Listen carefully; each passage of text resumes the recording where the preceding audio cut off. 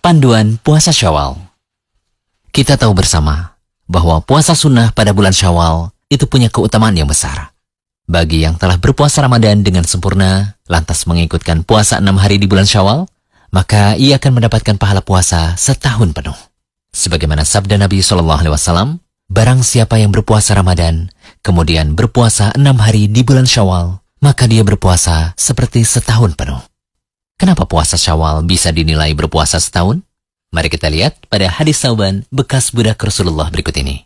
Dari Rasulullah SAW, beliau bersabda, barang siapa berpuasa 6 hari di bulan Syawal setelah Idul Fitri, maka ia telah menyempurnakan puasa setahun penuh. Karena siapa saja yang melakukan kebaikan, maka akan dibalas 10 kebaikan semisal. Hadis riwayat Ibnu Majah. Al-Hafidz Abu Thahir mengatakan bahwa hadis ini sahih. Di situ disebutkan bahwa setiap kebaikan akan dibalas minimal dengan 10 kebaikan yang semisal. Ini menunjukkan bahwa puasa Ramadan sebulan penuh akan dibalas dengan 10 bulan kebaikan puasa.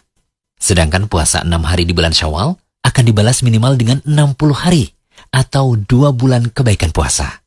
Jika dijumlah, seseorang sama saja melakukan puasa 10 bulan ditambah 2 bulan, yang hasilnya sama dengan 12 bulan.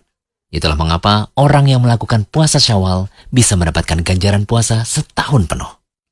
Berikut kami rangkum beberapa catatan tentang puasa Syawal. Pertama, puasa sunnah Syawal dilakukan selama 6 hari, sebagaimana disebutkan dalam hadis di awal tadi. Kedua, puasa Syawal lebih utama dilaksanakan sehari setelah Idul Fitri, namun juga tidak mengapa jika diakhirkan, asalkan masih di bulan Syawal. Syekh Muhammad bin Shalih Al-Utsaimin rahimahullah berkata, para fuqaha berkata bahwa yang lebih utama 6 hari puasa Syawal dilakukan setelah Idul Fitri atau 1 Syawal secara langsung. Ini menunjukkan bersegera dalam melakukan kebaikan. Ketiga, puasa Syawal lebih utama dilakukan secara berurutan. Namun juga tidak mengapa jika dilakukan tidak berurutan. Syekh Ibnu Utsaimin juga berkata, lebih utama puasa Syawal dilakukan secara berurutan, karena itulah yang umumnya lebih mudah. Itu pun tanda berlomba-lomba dalam hal yang diperintahkan. Keempat, usahakan untuk menunaikan qada puasa terlebih dahulu, agar mendapatkan ganjaran puasa Syawal, yaitu puasa setahun penuh. Ibnu Rajab Al-Hambali rahimahullah berkata, siapa yang mempunyai kewajiban qada puasa Ramadan, hendaklah ia memulai puasa qadanya di bulan Syawal. Hal itu lebih akan membuat kewajiban seorang muslim menjadi gugur. Bahkan puasa qada itu lebih utama dari puasa 6 hari Syawal. Kelima, puasa Syawal tidak boleh digabungkan dengan qada puasa Ramadan. Kami tegaskan sekali lagi ya, tidak boleh melakukan puasa 6 hari di bulan Syawal dengan niat ganda, yakni menggabungkan puasa sunnah dan mengqada puasa Ramadan yang pernah ditinggalkan. Karena meninggalkan puasa ketika Ramadan, baik karena alasan yang dibenarkan maupun tanpa alasan, itu wajib untuk diqada. Sementara puasa 6 hari Syawal itu hukumnya sunnah.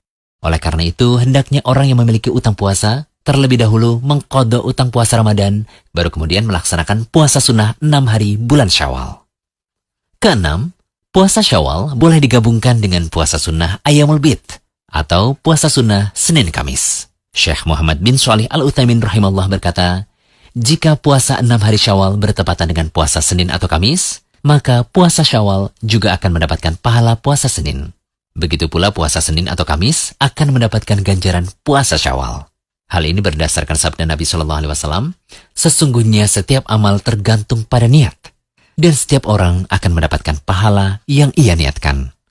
Ketujuh, mengenai niat puasa Syawal, boleh kok berniat di siang hari, tapi selama belum makan dan minum sejak subuh ya, dan boleh membatalkan puasa ketika melakukan puasa sunnah. Sebagaimana yang diriwayatkan oleh Imam Muslim, Rasulullah SAW pernah masuk menemui keluarganya, lalu menanyakan, apakah kalian memiliki sesuatu yang bisa dimakan? Mereka berkata, tidak Rasulullah.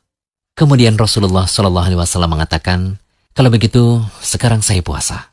Dari hadis ini berarti seseorang boleh berniat di siang hari ketika melakukan puasa sunnah. Nabi SAW juga terkadang berpuasa sunnah, kemudian beliau membatalkannya sebagaimana dikatakan oleh Ummul Mukminin Aisyah radhiyallahu anha dan terdapat pula dalam kitab An-Nasa'i. Niat puasa Syawal juga tidak perlu dilafalkan. Cukup berniat dalam hati saja. Semoga pembahasan kali ini bisa menjadi pelecut semangat ya untuk berlomba meraih pahala di bulan Syawal ini. Jangan lupa kunjungi rumaiso.com. Update setiap hari, insya Allah.